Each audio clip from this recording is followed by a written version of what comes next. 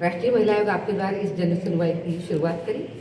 मुझे कहते हुए अभी अच्छा लग रहा है कि गत 7-8 महीने में हमने लगभग अभी हम जन सुनवाई का शतक पूरा कर रहे हैं। तो इस तरीके से ये सुनवाई होती रहती है। कल ही अंतर्राष्ट्रीय महिला दिवस हो गया। इसी उपलक्ष्य में हमने ये सोचा है कि जो काम हमारा खुद का है कि पीड़ित महिलाओं को समाधान देना, तो हमने ये सोचा कि हम पूरे देश भर में इस तरीके से एक साथ एक समय जन सुनवाई का हम आयोजन करेंगे। अभी हमने ये तय किया है कि आज से लेकर 9 तारीख से लेकर 14 तारीख तक पूरे देश भर में हम लगभग 500 जिलों में एक साथ जन सुनवाई करेंगे और महिलाओं की जो तकलीफ है उसको सुनकर तुरंत उसको हल निकालने का प्रयास करेंगे। समस्या को निस्तारण किस प्रकार से? जब ये जन सुनवाई होती है तब हमारे साथ पूरी व्यवस्थाएं बैठती है, जैसे कि स्वयं पुलिस कमिश्नर या जिस तरह की वो जन सुनवाई है, अगर डिविजनल लेवल की है तो वहाँ के आईजी या अगर कोई जिले की है तो वहाँ के एसपी, इस तरीके से जो वहाँ के जो प्रमुख सर्वोच्च अधिकारी है वो इस जन सुनवाई के लिए मेरे साथ बैठते हैं। उनकी पूरी व्यवस्था वहाँ पे होती है और इतना ही नहीं, जो केसेस हमारे पास पहले दर्ज हो गई है वो केसेस हम लेकर आते हैं, जैसे हमने आज भी लेकर आए हैं। तो उनके जो सभी इन्वेस्टिगेशन ऑफिसर्स हैं उन केसेस के, वो सभी इन्वेस्टिगेशन ऑफिसर्स उस जन सुनवाई के लिए आते हैं। मानो जैसे आपके पास 25 केसेस है तो 25 केसेस के 25 जो इन्वेस्टिगेशन ऑफिसर्स हैं वो उसके लिए उपस्थित होते हैं। तो पुलिस की तरफ से ये सभी मदद होती है।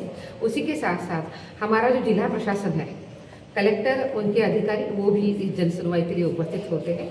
इसके अलावा जो डिस्ट्रिक्ट लीगल अथॉरिटी है जो इन महिलाओं को बाहर तकलीफ से निकलने के लिए मदद करती है, वो भी हमारे साथ होती है। हर जिले में वन स्टॉप सेंटर है तो वन स्टॉप सेंटर के जो हमारे काउंसलर्स हैं वो भी आते हैं और प्रोटेक्शन ऑफिसर होते हैं हर जिले के, तो प्रोटेक्शन ऑफिसर भी इसमें होते हैं और उन सभी की मदद से वहीं पे हम निर्णय करते हैं, वहीं पे व्यवस्थाओं को निर्देश दिया जाता है ताकि उस महिला की समस्याओं को तुरंत समाधान मिले। हमारा ये अनुभव है अभी तक कि जब जन सुनवाई होती है तो करीबन 60% 65% तक तुरंत समस्याओं का निपटारा हो जाता है। बाकी जो समस्याएं बचती है उनको सॉल्व करने के लिए हमें थोड़ा समय लगता है, क्योंकि जब पारिवारिक मामले आते हैं तो वो केवल हाँ या ना में वो तुरंत बदल नहीं जाते हैं। उसके लिए दोनों का काउंसलिंग करना पड़ता है, मेडिएशन करना पड़ता है, वो समय हमें देना पड़ता है। कितने बार 3-3 4-4 5-5 उनके काउंसलिंग करने पड़ते हैं। उसके बाद वो भी फिर पॉजिटिव कन्वर्ट हो जाते हैं और इसमें जो नहीं हो पाते हैं फिर वो कोर्ट की तरफ चले जाते हैं, पर उन महिलाओं को रास्ता मिलता है।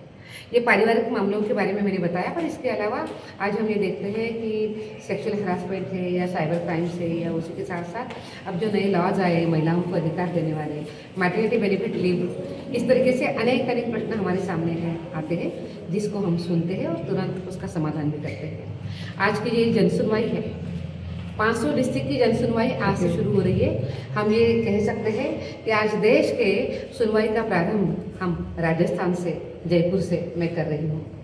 इस जन सुनवाई के लिए देश के सभी प्रदेशों के जो स्टेट वुमेन कमीशन है वो भी हमारे साथ है।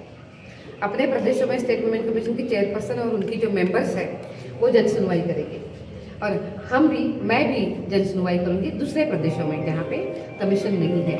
तो इस तरीके से हमने कामों को वर्गीकरण किया है और 14 तारीख तक मुझे विश्वास है कि हम बड़ी संख्या में जन सुनवाई करेंगे। 25 स्टेट्स है, 15,000 से अधिक ज़्यादा केसेस को हम देखेंगे।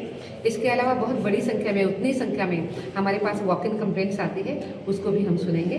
तो मुझे विश्वास है कि राष्ट्रीय महिला आयोग ने जो कदम उठाया है ये देश की सभी महिलाओं को राहत देने के लिए एक अच्छा प्रयास साबित हो सकता है। Thank you.